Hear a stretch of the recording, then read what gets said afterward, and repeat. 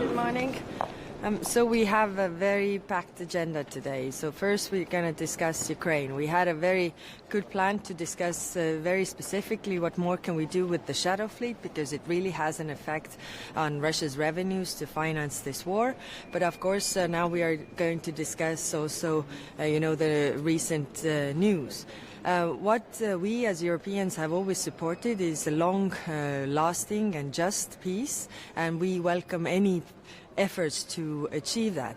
Of course, for any plan to work, it needs Ukrainians and Europeans on board. So this is very clear. Also, we have to understand that in this war there is one aggressor and one victim, so we haven't heard of any concessions on the Russian side. I mean, if Russia really wanted peace, it could have agreed to unconditional ceasefire already some time ago, whereas we see again over this night bombings of civilians. 93% of Russian targets have been civilian infrastructure, I mean schools, hospitals, apartment buildings, to really kill a lot of people and cause as much suffering as possible.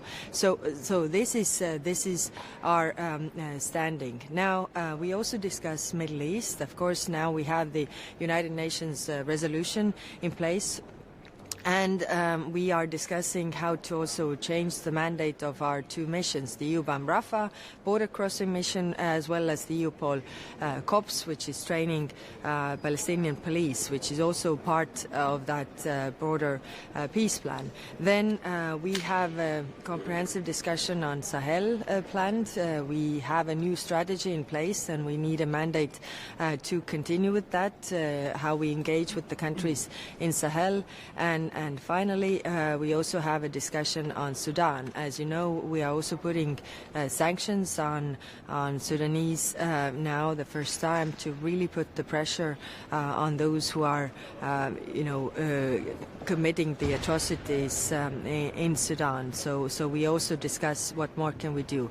For lunch, we have the ASEAN ministers, so we can also discuss with them the common security challenges that we have in the world, and then in the evening we also have the Indo-Pacific ministers here, and we will have the Indo-Pacific ministerial tomorrow, so we can talk about that then.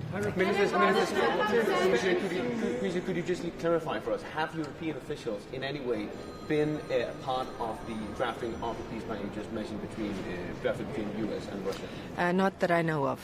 Madam Kallas, what about sanctions on police forces that are going to be trained? Can you be a bit more concrete? Where is it going to happen? Who's going to be involved?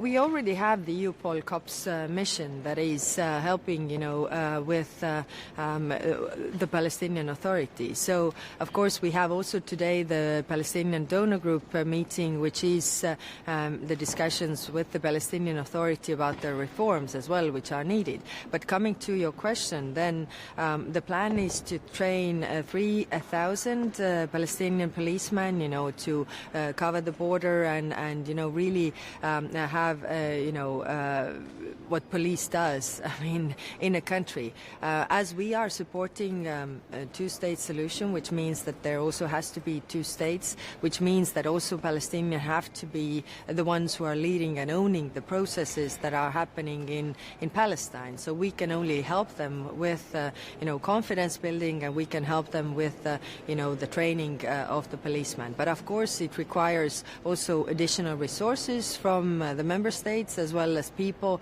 to send on those missions. On Gaza,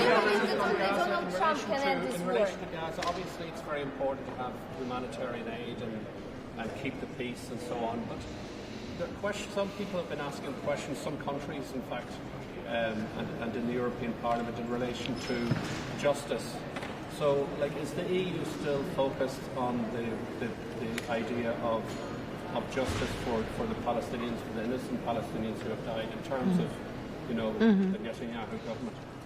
First, we have now the ceasefire, which is quite fragile, and we are focusing on, keeping the ceasefire and building on that long-lasting peace. Whereas, the United Nations Security Council resolution comes in with the longer plan, who comes in with what resources.